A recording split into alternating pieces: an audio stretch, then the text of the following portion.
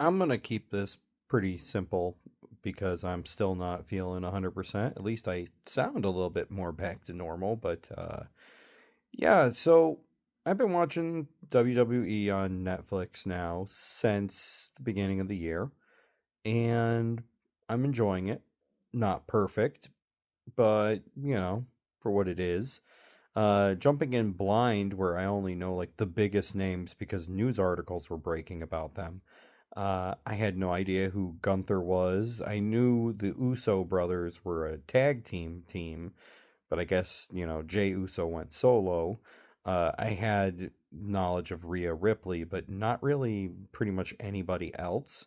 So coming in blind was kind of interesting where I had to learn the lay of the land and begin to follow the different characters and their storylines. And I've got to say, Gunther has grown on me quite a bit. I first thought he was just a prick, and that was what they were going for.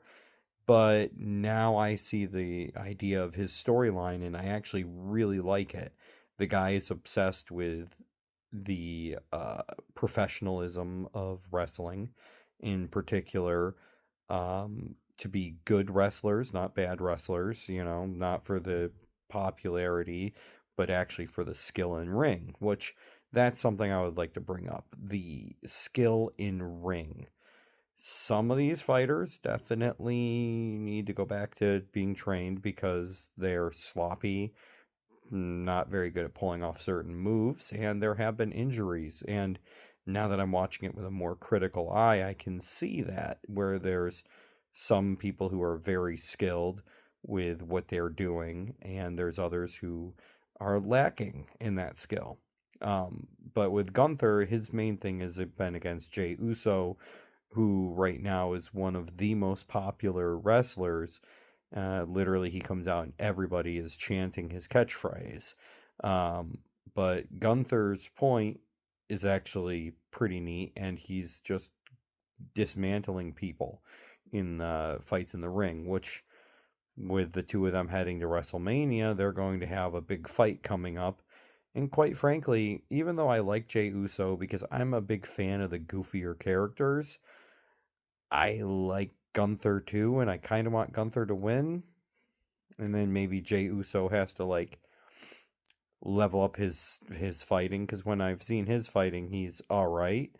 I wouldn't say that he's great. And then of course, been watching like WrestleMania and not WrestleMania, the Royal Rumble and the Elimination Chamber that just came out recently. Um, that was pretty good. The women's elimination match, I think, was a little bit more, well, quite frankly, it was a little bit more crazy. Um, the fighting in that was really good, and they were, well, between Liv Morgan and Bianca Belair, their fight was pretty crazy. Quite frankly, I thought they were going to have Liv win it, and she didn't. Um, and that hair whip that Bianca did looked painful. I don't know if she meant to do it that hard because I know that the wrestlers are trying to mitigate the amount of damage they do to each other, but that was definitely painful.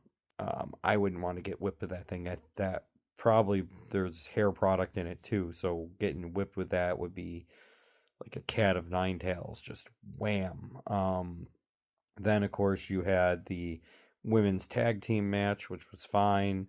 And you had the Kevin Owens versus Sami Zayn fight, which definitely felt like the Attitude Era. This is insane the amount of damage they were trying to do to each other. The whole gimmick with Sami Zayn being injured and that being unsanctioned was a little too much like unbelievable. Maybe he really is somewhat hurt, but it just comes off as not a big fan of how that storyline went.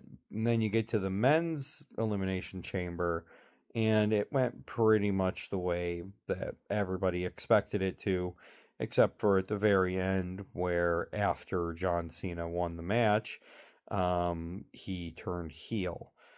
So that being said, with the whole heel turning, there were some great memes. I was trying to find one because I didn't save it to my phone, where John Cena had the M symbol for the mind control from Bibbidi from Dragon Ball Z, but I couldn't find it. Instead, I found somebody's fan art where they turned John Cena into Majin Buu, which I will post now.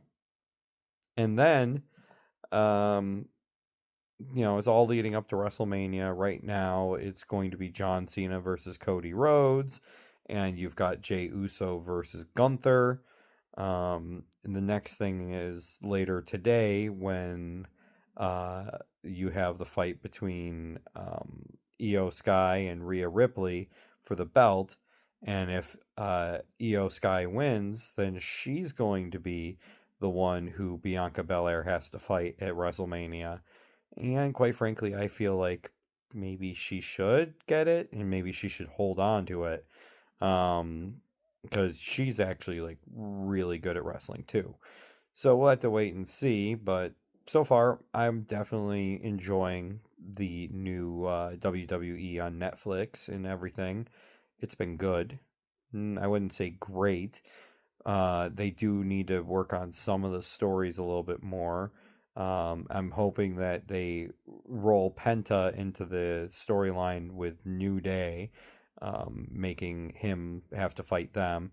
And I was kind of hoping when Chad Gable comes back from his sabbatical to learn how to fight in the ways of the luchador, that he comes back with a mask and he's like the American warrior. It'd be funny if that would be the case. Come out with an American flag with a star mask, and he winds up being a good guy. Right now, he's kind of a heel, but it'd be funny if that happened. Um, so, yeah, we'll have to wait and see.